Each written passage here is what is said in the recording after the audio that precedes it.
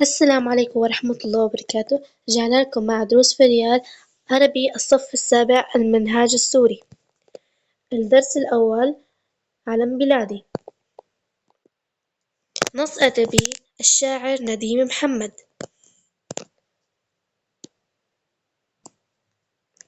النص: طار في الأفق جناحا وتخطاه رواحا، خفقه أم عبق الطيب من الجنة فاحا، يفرج البهجة والفرحة وردا وأقاحا، ترشف الروح هواه ألقا والعين راحة، وإذا صفق روى مسمع الدنيا صداحا. علمي يا مسبغ الحب على الأرض وشاحا، أخصب الشعب وامرعه إباء وطماحا. علمي يا مسبغ الحب على الأرض وشاحا، أخصب الشعب وامرعه إباء وطماحا.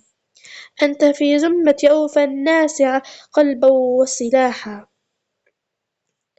شرح المفردات: تخطى، جاوز، وتعدى. الرواح: السير من زوال الشمس إلى الليل. خفق: تحرك وأطرب. العبق: الرائحة الطيبة. أقاح مفردها أقحوان، نوع من الزهور. ترشف، تشرب. صداح. طرب: مسبغ، موسع. أخصب الشعب، أعطاه النماء والخير، والمقصود هنا أمنحه العز والكرامة. أمرعه، زده، زمة، عهد وأمان. الطماح: الارتفاع، والمقصود هنا الرفعة والشموخ. مهارات الاستماع: أحدد موضوع النص. الجواب: سيادة علم البلاد. استبعد الإجابة غير صحيحة مما بين القوسين. بدأ الشاعر في النص متفائلا مفتخرا حزينا. الجواب: حزينا.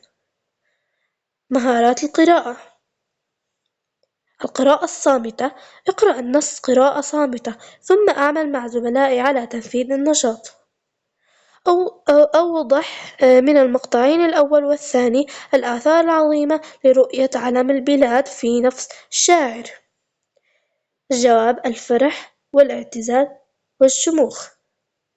اشرح العلاقة بين العلم والشعب مستفيدا مما ورد في المقطع الثالث.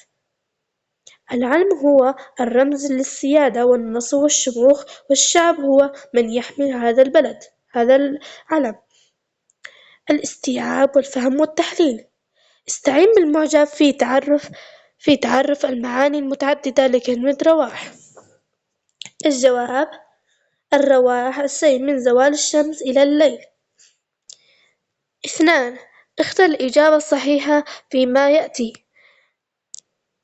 هون جمع زمة، جناح، زمم، جناح، أجنحة.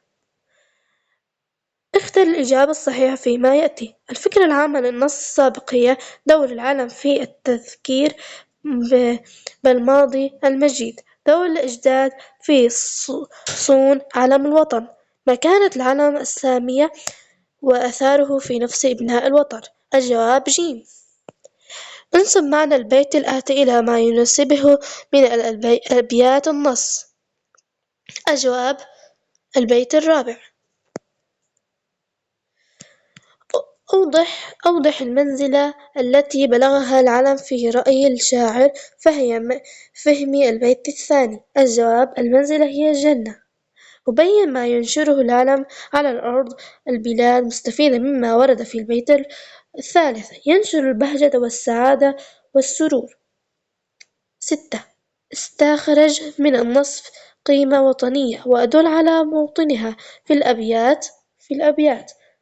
البيت الأول: قال الشاعر: أدل على بيت من النص تلتقي فكرة البيت السابق، يلتقي مع البيت الثامن. التذوق الجمالي: أبين أي تعبير أجمل في رأيي مع التعليل. ينثر البهجة والفرحة، يفرش البهجة والفرحة. الجواب: ينشر البهجة والفرحة لأنه أعم وأشمل. ألف ترك تكرار الحروف أثرا موسيقيا جميلا في النص مثل لذلك من البيت الرابع. حرف الراء. من فهم البيت الخامس استنتج الشعور الذي تجلو لدى الشاعر عند رؤيته العلم. الجواب باء، الشعور هو الاعتزاز والافتخار. التطبيقات اللغوية. استخدم من البيتين الآتيين فعلا مبنيا وآخر معرب وأعربهما. طار فعل ماضي مبني على الفتحة الظاهرة على آخره، الفعل مبني. ترشف فعل مضارع مرفوع وعلامة رفعه الضمة الظاهرة على آخره، الفعل معرب. اثنان أصوغ الجمع من كلمة مصبغ وهي مصبغون في حالتي الرفع والجر، مصبغين. وعلى كتابة التاء مربوطة في كلمة البهجة. البهجة اسم مفرد مؤنث،